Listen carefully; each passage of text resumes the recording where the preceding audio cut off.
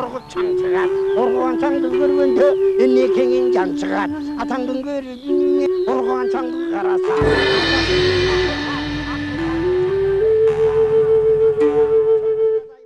Assalamu alaikum урматтуу телекөрүүчүлөр, кайрадан сиздердин назарыңыздарга башканы коюп Манастайт теледолбоорубуздун кезектеги чыгарылышын тартуулайбыз. Бүгүн биз студиябызга акын Алкул Осмонов атындагы сыйлыктын лауреаты, Кудайдын жолу жылдыз, жашагын улуу кыргыз, намысың Айкөл Манас, абийириң ата Чыңгыз деген саптардын автору Манап Алиев мырзаны чакырганбыз. Куш келипсиз, Манап мырза. Мына акыркы кезде сиз такыр эле көрүнбөй калдыңыз. Анан ырларыңыз анча мынча гезиттерге чыгып жүрөт. Бирок өзүңүз көрүнбөй калдыңыз да, каяка кетип калдыңыз, же болбосо тиги биздин улуу баягы Дербиш агабыз бар, жазуучу, Алайдын Жошолу деген айылына жашынып алган Кубатбек Жусупалиев деген. Ошондой сиз дагы бир айылга барып жашынып алып жазып атасызбы? Ушундан баштайлык сөзүбүздү. Демке рахмат биринчи кезекте.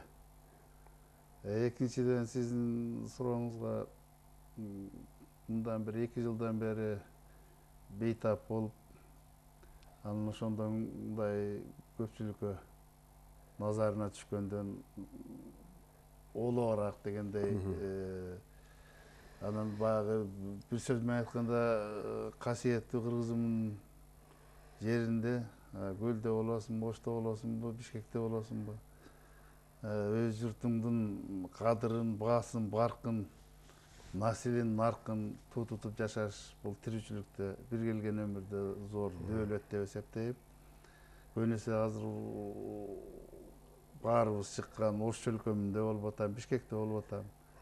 Анан ошол бала кезден өскөн, жаш жогорулаган сайын башатты дагы көбүрөөк ойлоп, көбүрөөк маани берет экенсиң ошол Кара Кулжада.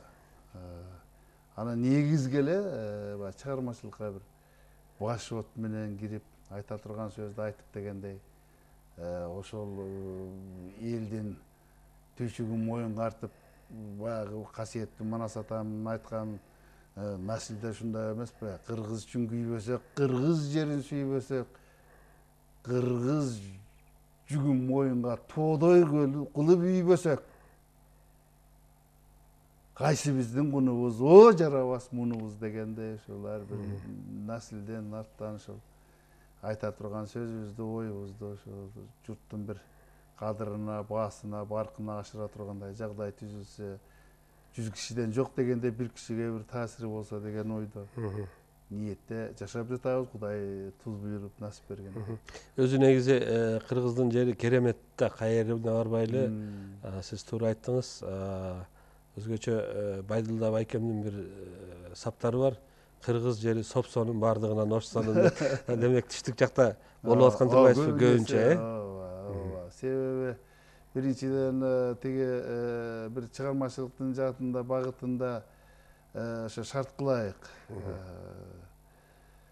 Экинчиден эми баары Санжырасында деле, башкада деле биздин түпкү мекен эми ошол Анжан чөлкөмү болуп атпайбы? Анжан кыргыз, Арка кыргызы дегендей, Манастан бери эле тиги Жакыптын, Ороздунун бабын баласы Жакып атабыздан баш болуп ошол Алтайга кеткенде эми бул мен тиги Саякбайдын варианты болобу, Сагынбай атабыздын, Саякбай атабыздын варианты болобу? Ошондон кайра Алтайга келгенде өзүңүз жакшы билесиз, Эркештам аркылуу келип, кадимки 30 атырда жайгашып, андан кийин анан бул жагын жердин эң бир сорус экен, кыжылдаган ысыгы жок экен.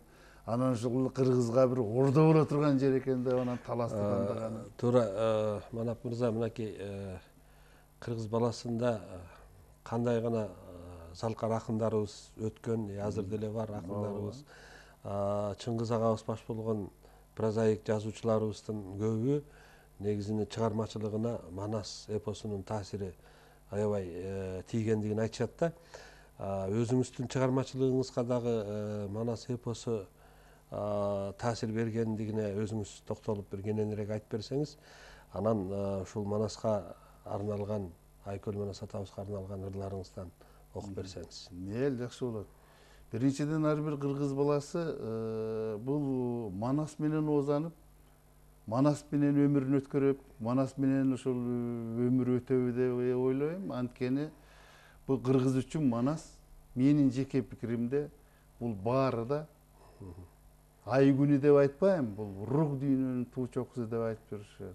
Ошол эле мезгилде Манастын бир улуулук касиети ал кыргызды жараткан жок. Кыргыздын улуулугунда болуп атпайбы, Манасты жараткан. Анан бул биз багы кыргыздын баасын, баркын көтөрө чалып эле башка элдерди төмөндөткөндө эмес. Бир гана телегенездик илимдеги касиетки кыргыз экен да.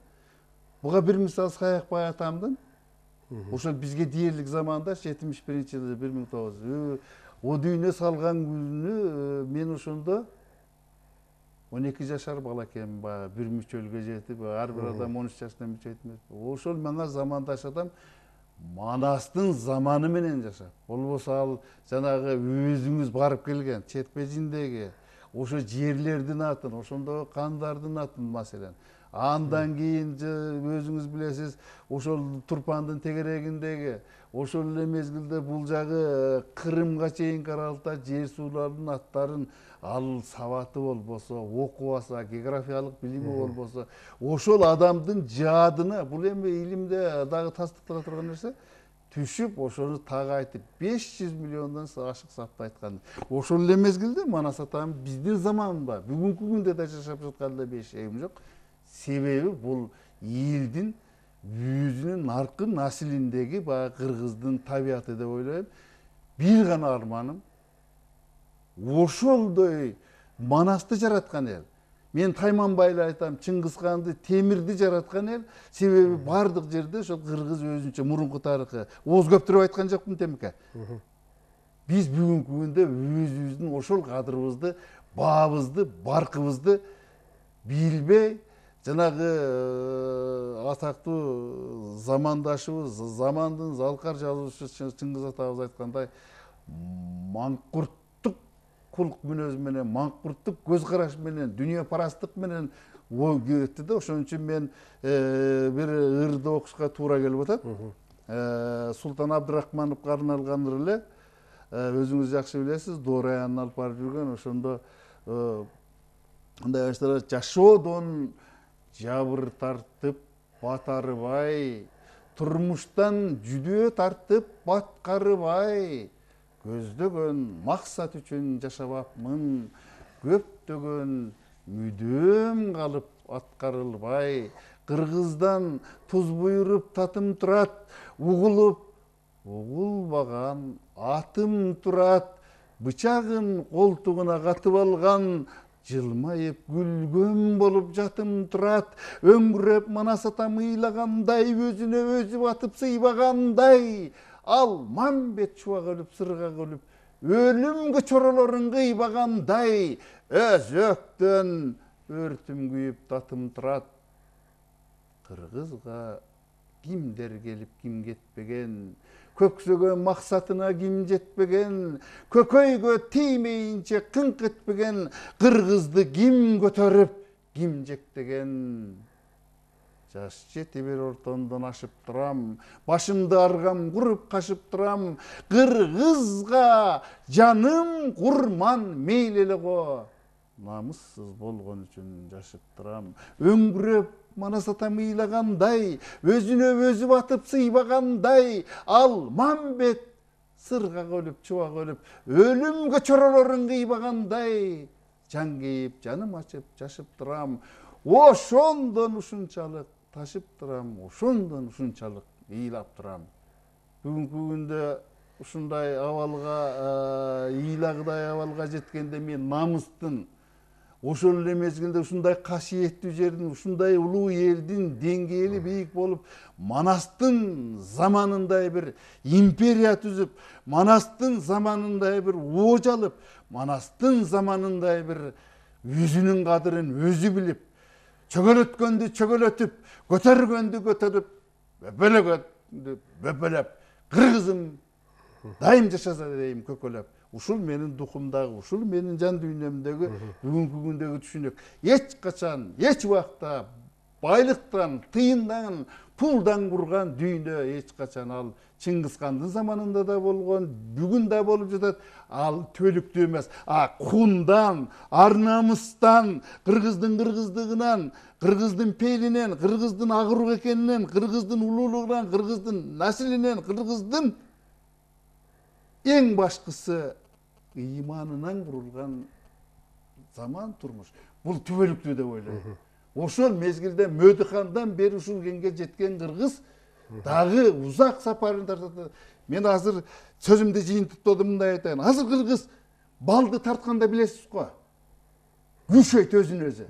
Өлгөн арысында, пырында, чырындагы көтөрөт, үстүнө чыгарат.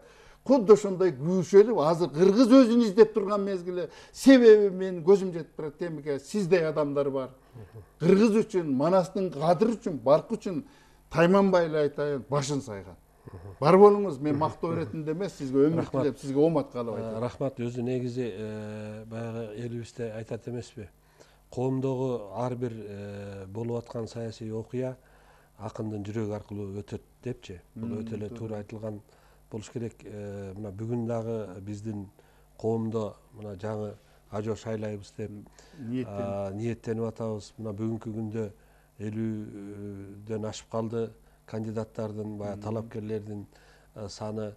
Бир кезекте кыргыз эли, кыргыз мамлекети 9-кылымга чейин, Чыңгыз хандын дооруна чейинки окуяларды алып карасак, ошол убактагы саясий карталарды карасак, Тынч океандан Кара деңизге чейинки чөлкөмдү баягы бийлеп, бийлик жүргүзүп келген кыргыз эли, мен ойлойм, мына бүгүнкү күндө 50ден ашкан кандидат, бул ар бири ошо татыктуу жигиттер, эми татыктуунун татыктуусун эл тандайт, эл өзүнүн баасын берет деңизчи.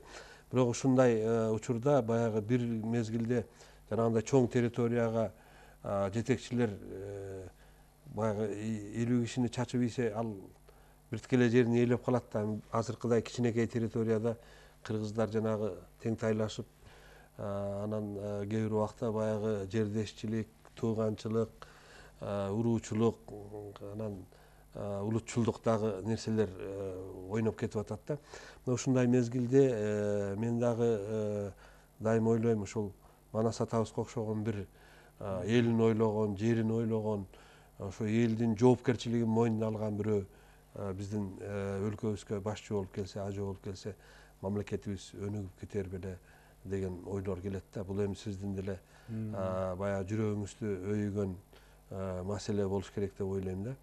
Анан ушул акындар, жазуучулар баягы жүрөгүнө бардык нерсени жакын алып, ошонун чыгармачылыгында баягы кыйытып болсо дагы керегем сага айтам, келиним сен ук, уугум сага айтам, уулум сен ук деп макал бекеринен жаралган эмес да. Ошол акын жазуучулар ушундай бир таамай нерселерди айткан, айтып келген да. Анан бүгүнкү күндө мына ушу шайлоо болуп атат. Сиздин пикириңизде ушул татыктуу эле жигиттер келип атабы? Кимди көрөт элеңиз келечекте ошол Манастай болуп, Манас атанын жоопкерчилигин ала алган? Ушуга пикириңизди айтсаңыз. Жакшы болот, темке. Бул ар бир мен кыргызмын деген, кыргыз жаранын дитинде, оюнда турган бүгүнкү күндөгү эң бир орчундуу маселе деп эсептейт элем. Анан сиз айткандай 50ден ашкан күндө деле ал санында эмес, сапатында дегендей кыргыздын жакшы сөзү бар. Өлкөнүн чоңдугунда эмес, кичинесинде. Мен сөздү кичине алыстан баштайын дегеним. Чыңгыз хан аңгыраган талаадан чыкканда бул илиме айтат да, эч бир негиз жок эле деп. Көрсө, ал жанагы бүгүнкү күн тилме айтканда масштабта, анан терең ойлонушта турбайбы. Азыр эми Чыңгыз хандын заманындай кылыч менен эмес. Биздин деңгээл жанагы учаны ким алат экен? Башты ким алат экен? Жамбашты ким алат эмес. Жана дүйнөнү жанагы Расул Гамзатов айткандай, Чыңгыз агабыз жөнүндө, атабыз жөнүндө. Чыңгыз хан убагында кылыч менен алса, бул калем менен Чыңгыз Айтматов дүйнөнү багындырды дегендей. Акыл менен, парасат менен, адамгерчилик менен, улуулук менен, айкөлдүк менен, билим менен, тилди билгендик менен. Ана жана сиз айткан карталар мисалы 9-жылдан 11-жылга чейин немистердин чыгарган өзүнчө тарткан империя картасы. Андан кийин жана азыркы бүгүнкү күндө сиз айтып аткан картада жана кадимки Рим империясынын деңгээлинде, Осман империясынын тан дейбизби, хан дейбиз империялардын деңгээлинде катарында турган кыргыз каганаты турат кайкайып. А ошол башталат 1530-жылдан 1218-20 Чыңгызхан келгенге чейин. Ошондо карасаңыз кыргыздын аты турат. 1206-жылга чейин. Акылтын өзү негизи ошондо жанагы кийинки картада мен сизге көрсөтөм, ана мому жерде бар, менде бар, сизге берем аны. Ошол 18-20 Чыңгызханга чейинки картасы да турат, башкасы да турат. Ошондо улуу кыргыз каганаты. Муну менен эмнени айтат? Бул кыргыздын баасын, баркын ашырганда эмес.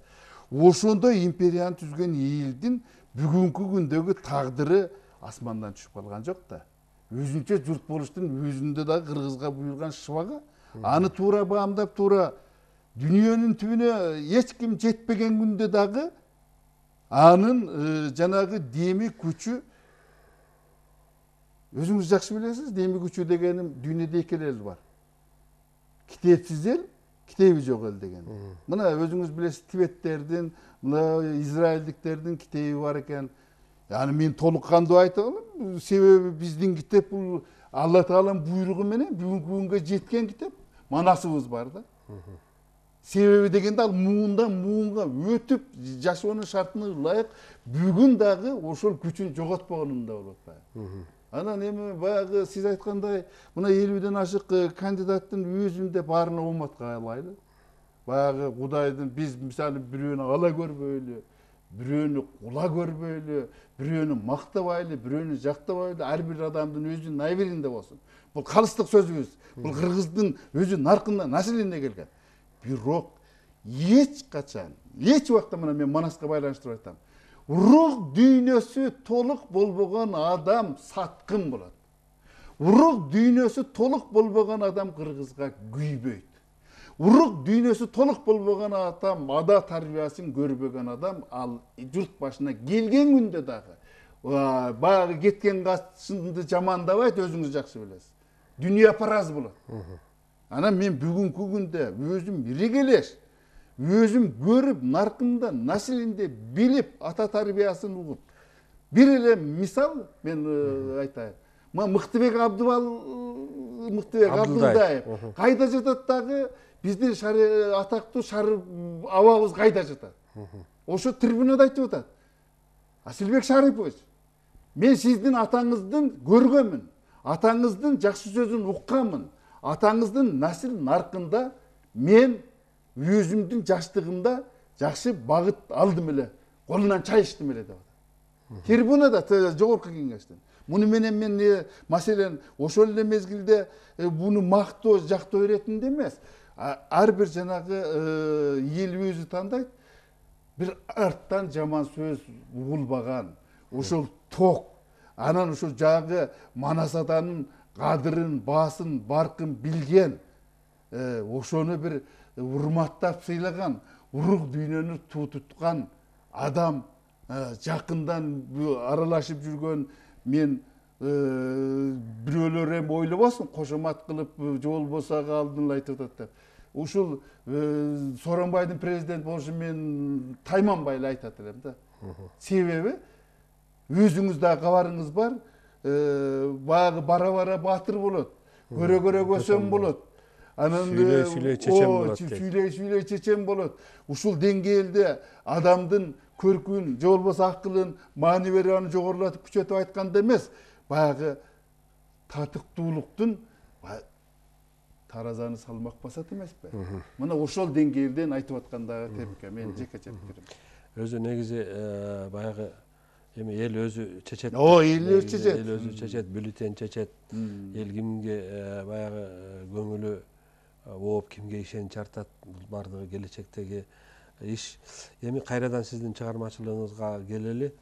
Манап мырза Алыкул сыйлыгынын ээсисиз да. Бул адабий сыйлык. Ошону кайсы жылы кайсы чыгармаңыз үчүн алдыңыз эле ушул сыйлыкка татыктуу болдуңуз эле ошону айтып берсеңиз. Бул мурдагы Ленин комсомол сыйлыгынын эле уландысы катары кетти. 2002 жылы «Иманың жаның бир болсун» деген китеп чыккан. Анан ошондо 2002 жылы ошол сыйлыкка татыктуу болдук.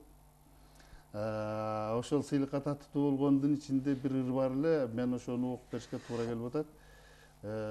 Ошондо мындай башталат да: жоокерчилик заманга каршы туруп, ата баба эл элдигин мерчинтпей кыргыздыгын сактаганга ичим жылып дилимден кубанам да.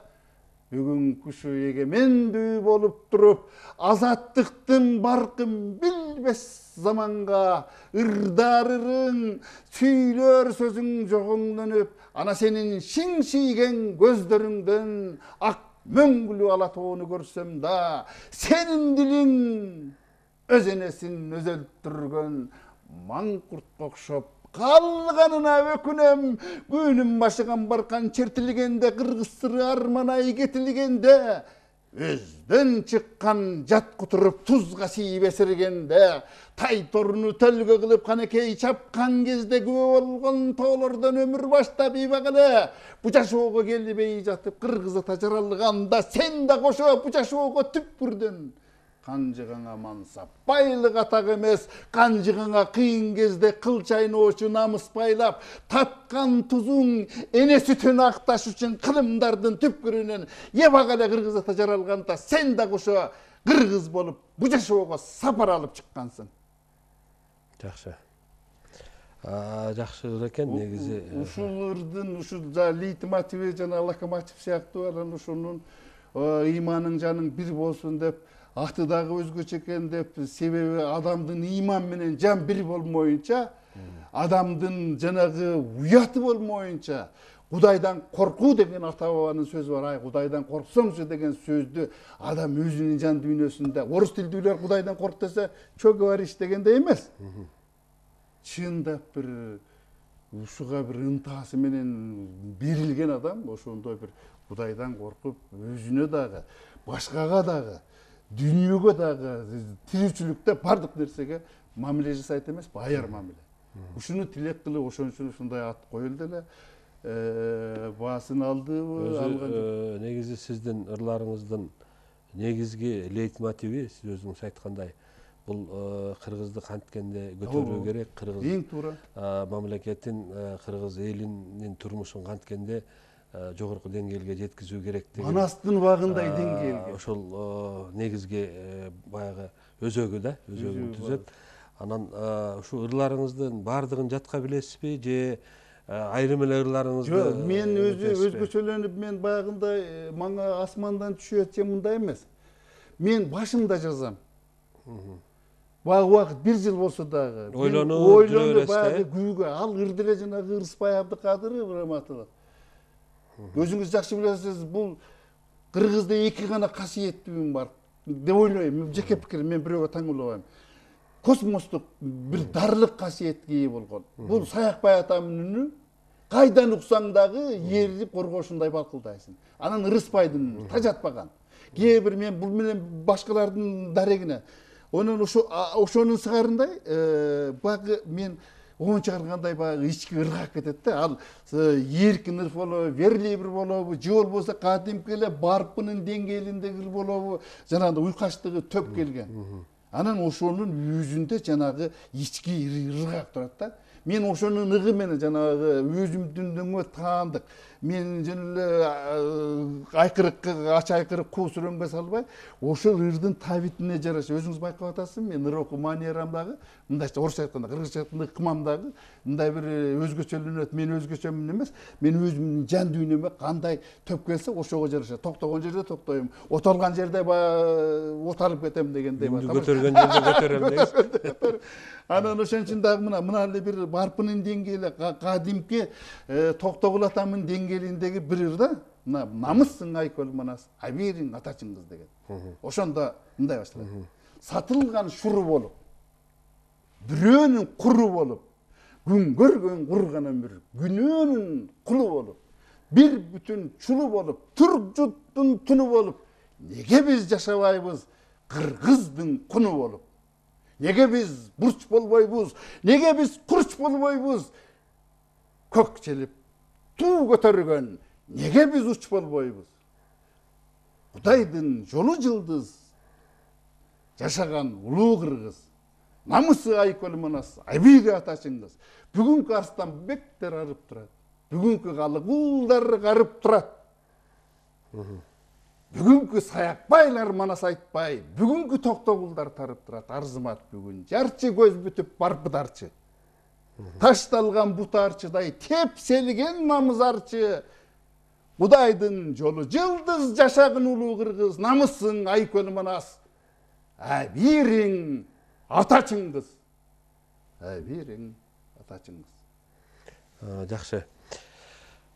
Негизи Манап мырза, ыр жазуу сизге канча жашыңыздан бери жазып жүрөсүз?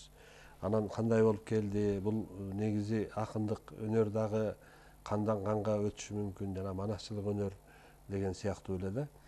Анан сиздин атаңыз же энеңиз ошо мурда ыр жазчу беле, ушул акындык өнөр же кийин филфакты окугандан бери жазып атасызбы? Ушуга дагы токтоло кетсеңиз. Макул. Темке мен уруумда мындай акын болуп ырдаган укпадым. Анан ак уруу экенбиз. Молдолор журтбаштаргандары чыгыптыр. Анан дээрлик, анан жанда жок жанагы арбактар менен сүйлөшүп мен уруумда. Санжыр айткан. Урууңуз кайсы ошондо? Мен өзү адигине тукумунанмын, бөрү болом өзүм. Анан ошондо Ормон Санжырачы деген, Молдо Жунусбай деген, Молдо Али деген менин ушул бабаларым. Кара сууну кайнаткан бир дуа менен адамды, маселен жанагы майып кылганда, мындай айтканда маңка кылып, же болбосо жанагындай ар кандай шарттан алганда. Бул бир жагы. Анан экинчи жагы сиздин сурооңузга мен бала кезде эле оюмда жүргөн, жазып. Анан акыркы бул башотум менен мына Каракулжага аким болуп 2005-жылдан бир ар жак бер жак бир жылдын тегерегинде иштеп калдык. Ошондон кийинки акыркы жылда мен ойго келдим. Бул чыгармачылык баягы ат үстүнөн жана кашылап, чөп башын кармагандай болуп, ат үстүнөн жанагы оро коргондой болгон болбойт экен. Ага белсенип эле, белди чечип эле, жакшына эле түшүп, ороң колго алып, чапкыңды колго алып, баягындай чазылдаган күндүн түш маалында эмес, баягы салкын мезгилде чапчучуңду чагып, баягы айдай турган жериң болсо айдап дегендей. Анан жанагындай аны жер айдаш үчүн өзүңүз жакшы билесиз. Бул борколдой өгүзүң болсо жана багылганда бордоп деген сөздөр бар.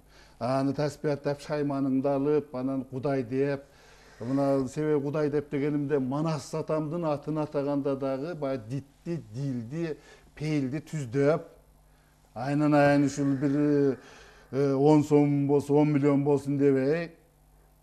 Анан мен бизнесменмин деп эле анан көчөгө чыгып кеткенде же бошко болгондо эмес, мен көчөгө чыгып кеткенде дегеним баягы байлыктын артынан кууп дегендей эмес. Ал өзүнүн несиндеси болуп, оюнда болсун. Эң башкысы баягы ар бир нерсеге ак пейил, ак ниет, бир түз көз карашта болуш керек экен да. Кимге болсун жакшылык каалаш керек экен темке. Себеби дегенде ал бумеранг сыяктуу өзүңө кайтат экен. Каразгөйлүк кылсаң ал каразгөйлүк да кайтат. Жок дегенде балаңа да кайтат экен, укумуңан тукумуңа чейин. Ошон үчүн жана айтат дегеним, жана ак урук дегендин өзүндө маани турат да. Ал менин жанагы жет атамда ал жак бер жагында эмес. Өзү негизи кыргыздын наслиндеги нерсе ушул ак уруктуктун улуулугу ушул экен да, туу чокусу. Болбосо канчалаган элдер келди, кетти, кетип атат. Анан ушул Кудайга тооба келтирем, ушул чөкпөй азган учуру болду, тозгон учуру болду, ушу жоголбой, ушул күнгө жанагы өзүнчө түтүн булатып, эл болуп жашап атканына. Анан мен сөзүмдү сиздин сурооңузга жыйтайм. Мындай мен жеке пикиримде, кыргыз жакшы жашоону башынан кечирген эмес, себеби дегенде азыр ишенсеңиз, ит нан жебей калып атпайбы. Биз бала кезде эсиңизде деди, жөн эле колуңан ушак түшсө дагы тим эле жалап укпап. Азыр өзү жанагы кой үстүнө торгой жумурткалаган жакшы, мезгил кыргыздын ооба, биз деп ошону дагы айтып келет эмеспи. Өзү мен жанагы суроолорду бергеним себеби бир топ акындарды билем, өзүнүн ырларын жатка билбейт да. Сиз кенен кесир эле окуп, ошо эмоция менен баягы угуп отурган, көрүп отурган адамдарга сезимин козгой тургандай кылып окуп атасыз да. ооба. Анан көпчүлүк учурда ушул акындарды ырын окуп койбойсуңбу десе, китебин алып алып мынтип барактап мына ырымды окуп берейин деп анан окуйт да. Кээ бир акындар, мисалы үчүн Байдылда агай болгон дагы бир топ акындар бар. Бул кайсы ырым болбосун жатка билген акындар бар да. Анан качан болбосун жанагы Куранды жатка билген карыларды түнчүндө уктап аткан жерден ойготуп туруп, могу жерин окуп берди, ушул жерин жатка айтып берет дегендей, өзүнүн ырынын кайсы жерин болбосо жатка билген акындар бар. Сиз ушул типке кирет экенсиз деп ойлоп атам да. Анан негизи мына акынчылык деле чыгармачылык кийинки кезде келген турбайбы сизге, Жок, башында жүрдү. Анан мен бирото эле жанагы артынан жанагы кожа жаш сурачкини кууганда ошол акыркы бир чындыкты айтыш керек да. Анан Жаңкүйөр деген китеп чыгардык. Ошондо жана 4 сап бар да Жаңкүйөрдө.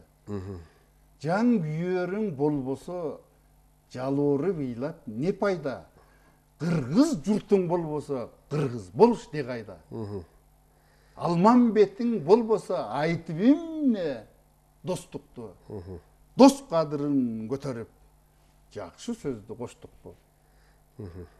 Ошондой биз журттун кадырын көтөрүш үчүн жок дегенде бир чычаланы ичкеретишибиз керек экен. Ичкеретиш деген түшүндүңүзбү? Же болбосо бир отун ичкеретип ошо журттун бир казаны кайнаса. Казаны кайнаганда эле ал курсак тойгондо эмес. Ошол боркулдап түтүн булап. Мисалы, анан бир 4 сап ошол жерде келип калды, айтып койбосом болбойт да темке. Аксамай аппак аталар сактап сулуулук, аксамай аппак апалар сактап сулуулук, тактамай айткан аталар сөзү улуулук. Түтүндөй булап жашоодон берген кабарды, көз жаштай булап жашаштын өзү жылуулук. Жашасын жылуулук, жашасын Кудайымдын улуулугу, жашасын ушул кыргыздын кыргыз экендигин сезип турган темке сиз да жашаңыз, мен да жашайын. Рахмат. Айтканыңыз жалпы элибиз элибиз аман болсун. Себеби кыргыз эли бул эң байыркы элдердин бири катары бири экендигин бүгүнкү күндө башка улуттагылардын дагы көбү мындан талаш жок болуп калды да. Себеби биз кыргыз эли маданияты жок эл, маданияты, адабияты 1924-жылы октябрдын келген кези деген Алтөкөн Токомбаевдин ыры менен башталган ага чейин эч кандай маданияты жок эле бир тоодо текей терип кой кайтарган эл катары окутулуп келген да. Бирок чынында ошол миңдеген жылдар жанагы өзүңүз айткан 553 миң сап, жарым миллион сапты башында сактап жүргөн Саякбай атабыз, бул Саякбай дагы Чойкенин окуучусу болгон. Чойке дагы өзүнүн устаты болгон. Ошентип баягы устаттан шакиртке ооздон оозго, ооздон кулакка, кулактан кайра оозго кетип отуруп улуу Манас дастаны, Манас эпопеясы бул миңдеген жылдар баягы ооз-эки катары айтылып келген да, сакталып. Улам кооздолуп, улам жаңы окуялар кошулуп келген, бирок өзөгү анан негизги идеясы, анан негизги каармандары бул бардык манасчыларда бирдей эле баягы өзүңүз айткандай кайкайып ошол турган эмесинде да. Анан бул негизинен Манастын касиети бул эпоста, тирүү эпос да. Баягы ооз менен айтылып аткандан кийин, мисалы үчүн Илиада, Одиссеяны бул өлүү эпос, бул жазылган ошо боюнча жок. Индиялыктар Махабхарата дагы ошондой эме да. Анан тилекке каршы биздин дагы баягы адабий сынчыларыбыз Саякбай өлгөндөн кийин бүттү, манасчылык өлдү деген да. Бирок мына Кудайдын кулагы сүйүнсүн, бизде канча андан кийин манасчылар чыкты, алардын да көбүнүн көзү өтүп кетти. Бүгүнкү күндө дагы көптөгөн жаш таланттуу манасчыларыбыз чыгып, элдин баягы көкүрөгүндөгү кусалыкты жана өзүңүз айткандай Манас атанын жанагы көз жашы ушул ар бир элдин ошол манасчылар аркылуу элге жетип келет да.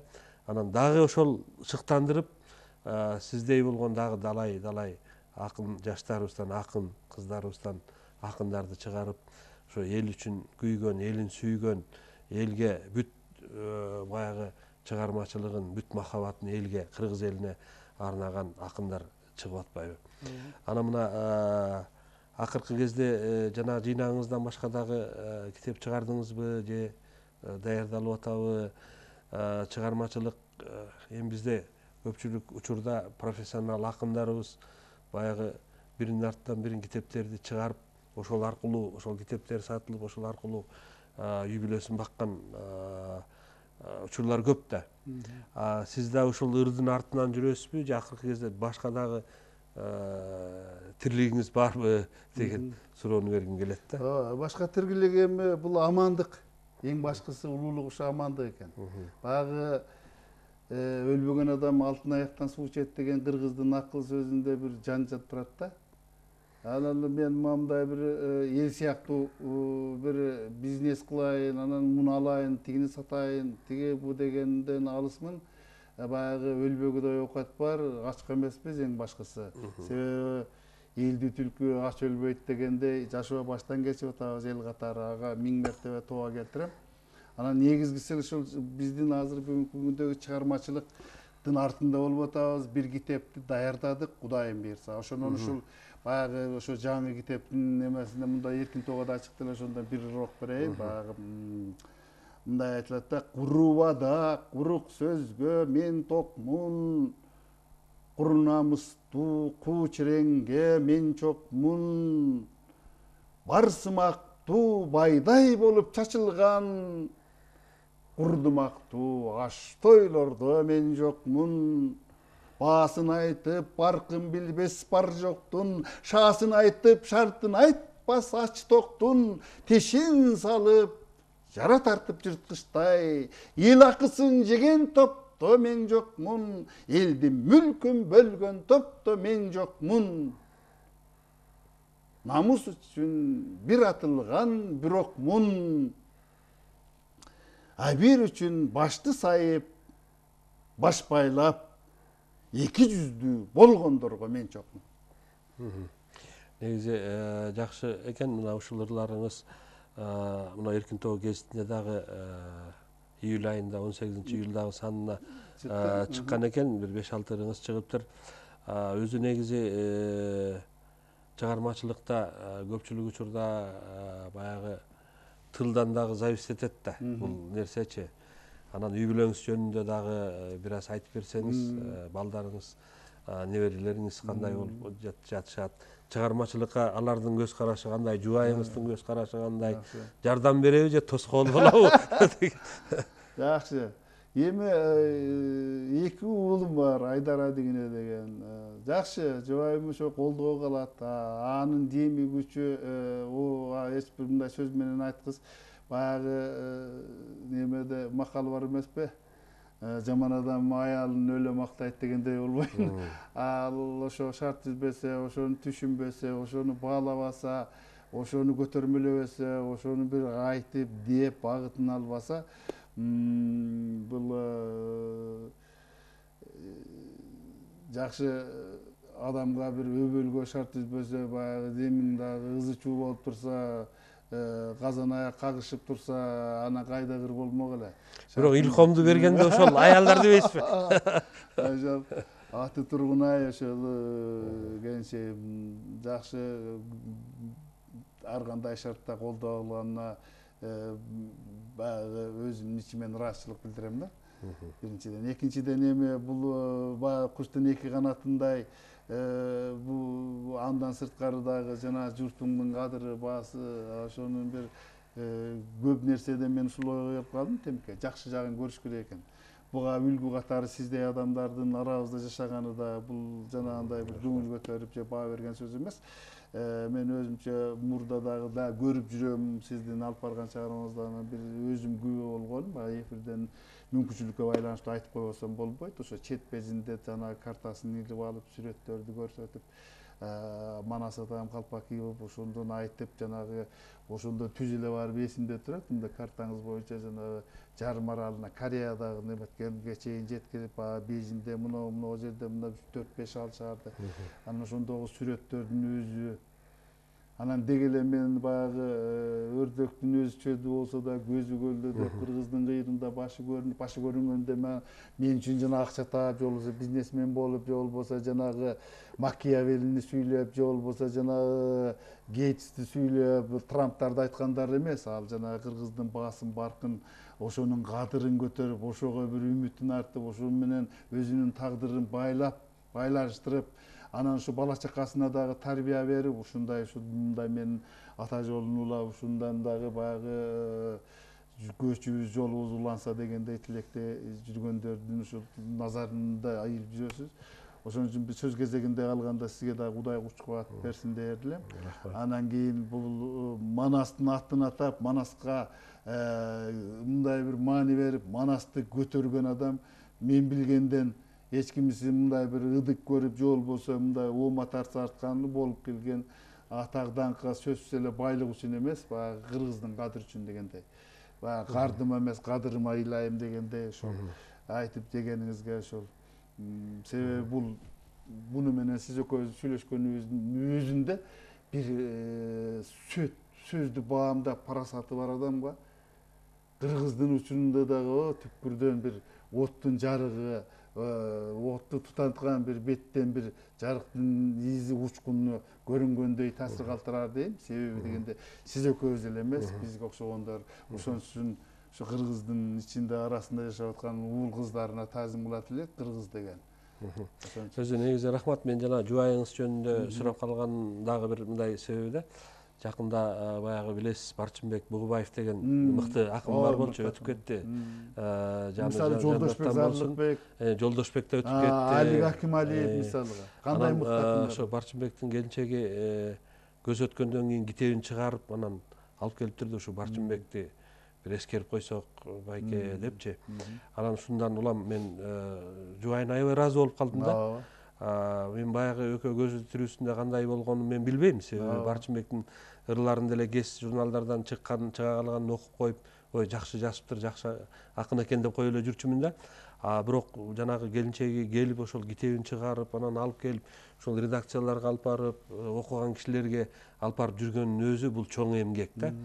Анан мен ошол келинге дагы ыраазычылык мындай айта кетким келет. Ошол өмүрлүк жолдошу көзү өтүп кетсе дагы анын чыгармачылыгын эл билсе экен, ошонун ырлары баягы кол жазма боюнча эле үйдөгү сандыкта калып калбай элге жетсе экен деп ошону чыгарганга аракет кылып жүргөнүнө мен ыраазы болдум. Анан сиз дагы ошол чыгармачылыгыңызга эриш аркак болуп, өмүргө болуп, анан кийин баягы илхом берип дегендей болуп аткандыгы бул көпчүлүк учурда баягы акынды акын кылган дагы ошол жубайы болот экен да. Жанагы ханды хан кылган тиги вазири болсо тиги обозгер жакшы, хан жакшы дегендей бул чыгармачылыкка дагы мен сиздин оюңузга толук кошулам, туура. Маани берсе болсо керек деп ойлойм да. Ырыңында, пырыңында, сырыңында кереги жок туруп эмне дейсиз анан? Анан көрөк давай алып кел, акча алып кел, мага тигиндей гарнитур алып бер,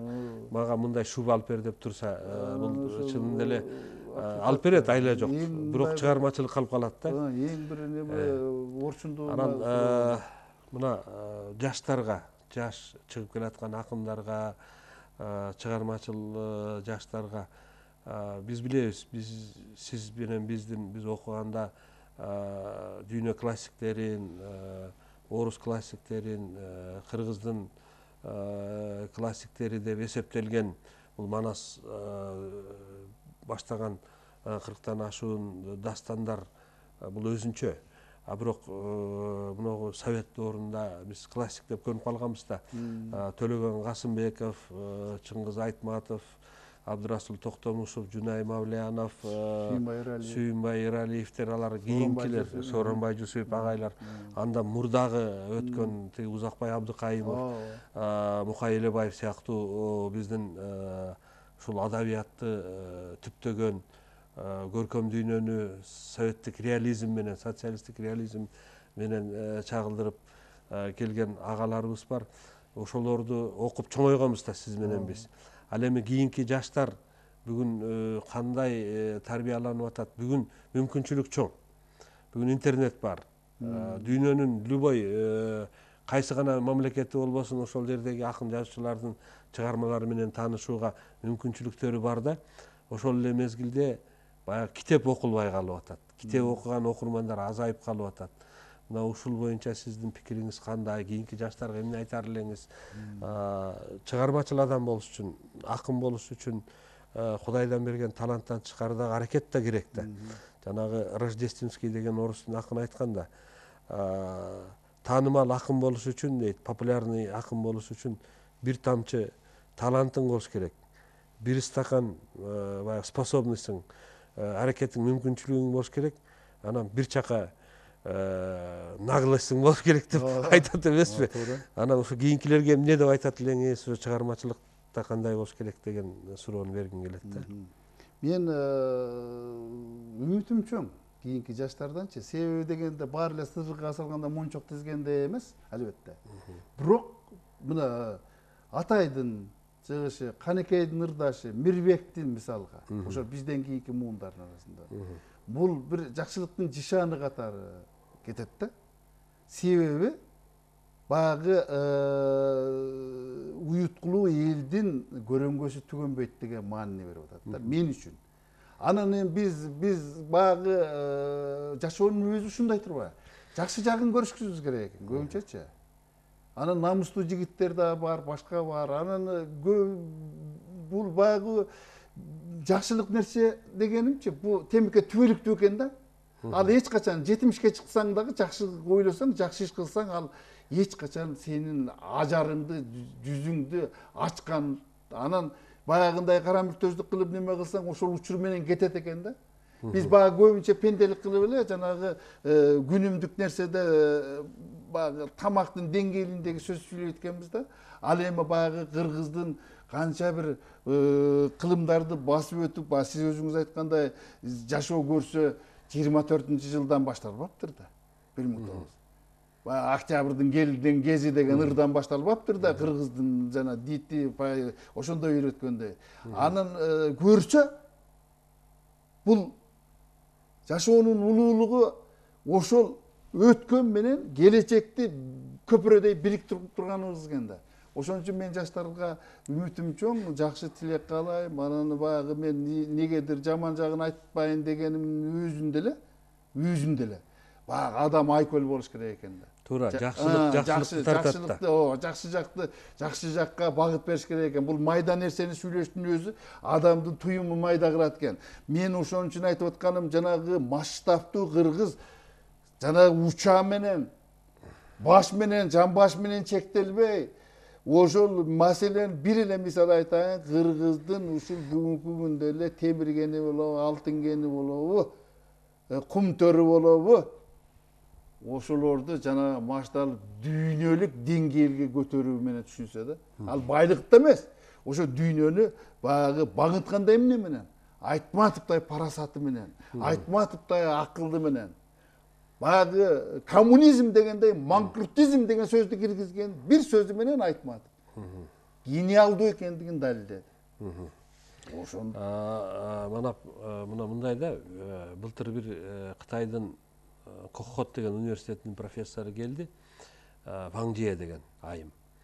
Анан бул айым ошо кыргызды көрбөй туруп, кыргыздын тарыхын изилдеген адам да. Бул кандидаттык диссертациясында кыргыз боюнча, докторлугунда кыргыз боюнча жактаган, Кытайдын байыркы архивтерин казган алым адам экен. Анан ошол көп жерде жолугушууларга алып барып аттык. Анан жолугушууларда айтып атпайбы, бул кыргыздар силер өзүңөрдүн тарыхыңарды бир 2000 жылды эле аласыңар депчи. Биз 2200 жылдыгы деп 2003-жылы белгилебедикпи? 2000 эле жылдык тарыхыңарды айтасыңар, билесиңер дейт да. Анан ошо 2000 жыл мурда Лилиң деген Кытайдын бир аскер башчысы келип, анан кийин силерге багынып, анан ошондон кан аралаш болуп кеткенбиз, анан тууганбыз деп бир саясий кырдаалда император менен Кагандын жолугушуусунда айтылган сөздү эле уңгу кылып алып эле анан ошонун тегерегинде сүйлөй бересиңер дейт да. Ага чейин Лилиң келгенге чейин 1000 жыл кыргыздын мамлекети турса, ооба, кыргыз бул байыркы эл турса, анан өзүңөрдү бер жактан эле карабай, наркы тарыхыңарды да карасаңар деген сөзүн айтты да, бул Кытай окумуштуусу айтып атат. Анан чынында кыргыз эли түптүү эл, байыркы эл, байыркы болбосо жанагындай 5,5 миллион саптык бир чыгарма 5,5 миллион саптан турган чоң эпос. Бул эми кыргыз жашоосунун энциклопедиясы деп окумуштуулар бекеринен айткан эмес. Себеби кыргыздын бардык жашоосу, бардык үмүтү, бардык тилеги, бардык аракети, тарыхы, келечеги дагы ошол Манастын ичинде жатат да. Анан сиздин ырларыңыздагы негизги мотивтердин дагы бир эмеси ошол Манас атабыздын тирүү эле биздин арабызда жашап жүргөндөй туюм калтырат да. Ырларыңызды, жок, ырларыңызда ошондой баягы мындай туюм бар. Анан ушул туюм сизге баягы өзүңүз айтпадыңызбы, мен башымда ойлонуп жүрөм, үмүт жүрөм депчи. Анан келет деп. Ошол себептен аны унутпайм дедиңиз да. Эстен чыкпайт. Ошол себептен бул баягы кыт куйгандай болуп куюлуп калат деп. Анан ушул жагынан айтсаңыз, эртеден кечке жүргөндө, ошол ойлорду ойлоп жүргөндө Манас ата сизге кандайдыр бир нерселерди айтып, мындай туюмдар болобу ушундай? Жок, мага мындай маселен түздөн түз туюм жок. Бирок дитимде турат да, дитиме салат. Сөзсүз мен өзүнөн өзү келип туруп жанагы күтүлбөгөн жерден баягы турбадан жарылгандай да. Суу чыгып кеткендей ошол оюма келет. Ана кай жакка буруп келсем деле келип туруп эле баягы машинага түшөйүн деп барсам деле кайра эле Манас остановкасына чыгып калгандай болуп берем да. Эмне болсо деле, себеби дегенде мен балким идеалисттермин, мындай идеалаштырып ошол жанагы телегей тегиз ушул бир Манастай бир ошол бир ар бир кыргыздын кызы болобу, уулу болобу жок дегенде ошондой бир көз караш менен, ошондой бир баягы намыс менен, ошондой бир туюм менен мен эми ой суратып жер чаап, эл чаап кандай эмес, ошол өзүнүн деңгээли менен деген ошол ойду көп дитимде жүргөндүктөн. Анан кийин бул жалган айтканда болбойт. Мага бир түздөн түз аян болуп, же болбосо мындай шыбыт болуп, андай мындай жок. Анан Манастын ыйманың жаның бир болсун, Манасың атаң бир болсун, өзөктөн турган оргуштап кыргызды сүйгөн дил болсун деген урандын астында өзүмдүн жашоомду, күнүмдү өткөрөм десем жаңылбайм. Сиз жана 2 уулум бар дедиңизби? Аларда да ыр жазабы же жокпу? Ыр жазган жок, адабиятка катышы жок да, кичинеси зирек. Анан дагы бир нерсе, бул темки орустун тарбиясын алып калгандыгыбыздын бир үлгүсү, мына шаар тартибинде өсүп калган балдар жанагы биз маани бербей калат экенбиз, моюнга алыш керек экен. Баягы эт менен челдин ортосунда деп мен мындай кичирейткенде же кемситкендей болбойм. Жанагы биз кыргыздын жан дүйнөсүнөн айырып таштайт экенбиз да, ажыратып. Себеби баягы орус тилдүү болуп, орусча окуп, орусча кеткен бала эч качан эч убакта кыргызга дитин бербей калат экен. Азыр мен мындай бир баягы кыргыздын мисалы сөзүн, биринчи кыргызды сөйлөш үчүн кыргыздын ар бир сөзүн, кыргыздын жанагы салсанасы жөнү менен, кыргыздын баягы ар бир сөзүнүн күчүн, жытын, кадырын, баркын, баасын билиш керек экен да. Туура айтасыз, жанагы кыргыз бир эле сөз менен айтып калган, бул чайналып калган деп калган да. чайналып калат экен да, тиги маданият бул маданият болуунан аралашып ортодон жанагы Арсарда 9 жолдун томунда калат да, 4 көчөдө. кайсынысы туура экенин билбей эле анан кийин Жок, бул ошо багытын ала албай атпайбы? Кыргызга кетейин десе, жанагы дитти жок. Оруска кетейин десе, орус кабыл албайт. Ошон үчүн жана аркасынан бул мына жеке жашоо деле күнүмдүк жашоо деле жана тарыхтай да. Маселен, жана сиз экөө сүйлөшүп атканда дагы бир оюма кетти. Мына Жириновскийдин бир о сөзү менен баары анык болду. Кыргыз деген этнос бар, башка жок деп. Муну менен кемситпейли. Анан да экинчи нерсе мени өкүнткөн нерсеси. Башка бардык дүйнөлүк тарыхты башка баары кабыл алат дагы, биздин коңшулар кабыл албайт да. Себеби коңшулар кабыл алыш үчүн биз өзүбүздү таанышыбыз керек биринчи кезекте. Ошол мына эң туура. Анан кийин биз өзүбүздү таанысак, анан кошуналар бизди тааный баштайт да. Анын себеби дегенде муну өзүбүздүн тааныган бир үлгүсү катары мына мен абдан кубанганым, муну да баса белгилеп темке айтыш керек. Мына башкырт туугандардынчы биз кыргызбыз деген жана Чыңгызханга чейин тарыхын кошконуна. Мен абдан ыраазымын. Муну менен жана кыргыздын баасын же болбосо кыргыздын кадырын көтөрөйүн деген эмес. Ал бул бизге эле эмес. Кыргызга эле таандык тарых эмес деп ойлойм мен. Ошол эле башкыртына, ошол эле татарына, ошол эле ногоюна, маселен да, ошол эле казагына, ошол эле өзбегине. Анан дагы бир нерсе, мен бөркүмдөй ишенем да, сиз кандай, мен сиз мындай суроо иретинде айтып атам. Барып туруп жанагы канчалаган кыргыздар орус болуп кеткенине, канчалаган кыргыздар казак болуп кеткенине, канчалаган кыргыздар келтирип өзбек болгонунан билем мен бир 50 жылды же болбосо 2 кылымды 3 кылымды айтып аткан жерим жок. Башатта. Анан өзүңүз билесиз, өткөндө эле Кытайда жанагындай калпакты кийген, беттери табактай меникиндей маселен. А бирок уйгурча сүйлөп атат. Аны сиз аралашып барып билесиз. Уйгурча сүйлөгөндөр бар, ошондой эле кытайча сүйлөп, Хилуң жандагы кыргыздар булар Кытай болуп калганда, бирок кыргызбыз дейт. Султан Абдрахманов дагы айтып атпайбы? Баягы Темирдин мезгилинде сизге дагы айтса керек. 1405-1 жылда Темирдин мезгилинде барып калып, кыргыздар экен, ошол убакытта баягы Темир менен кошо барып. Эми негизги биздин сөзүбүздүн өзөгү мына жаштарга, жаш муундар келечек үчүн эң алгач ошо эне тилибизди, анан кийин кыргыздын дилин манас аркылуу таанышы керек да. Кыргыздын кенже эпостору аркылуу тааныш керек. Туура Достоевскийди окуш керек, Толстойду окуш керек, ошол эле Байрамды окуш керек, дагы Толгон Токой чет элдик жазуучуларды, Японияныкын, Кытайдыкын баарын окуш керек. Бирок негизги өзөк, негизги баягы азык бул өзүбүздүн эне тилибизде, биздин макал лакаптарыбызда, биздин эпосторубузда, ошондой эле мына сизге окшогон кыргыздын патриот акындарынын ырларында жаткандыгын айтып, ушуну менен сөзүбүздү жыйынтыктайлы. Сизге эми Манап мырза чың ден соолук каалайм. Рахмат, чыгармачылыгыңыз мындан ары дагы өркүндөй берсин. Жанагы жыйнак даярдап атам деп атпайсызбы? Кудайым буйрса чыгып калат. Ошол жыйнагыбыз дагы баягы элге жетип, жарык көрүп элге жетсин. Урматтуу телекөрүүчүлөр, биздин бүгүнкү берүүбүз да соңуна чыгып калды. Бүгүнкү биздин маектешибиз Алыкул Осмонов атындагы адабий сыйлыктын лауреаты акын Манап Алиев мырза болду. Ушуну менен бүгүнкү берүүбүз соңуна чыкты. Кийинки көрсөтүүлөрүбүздө жолукканга чейин аман туруңуздар.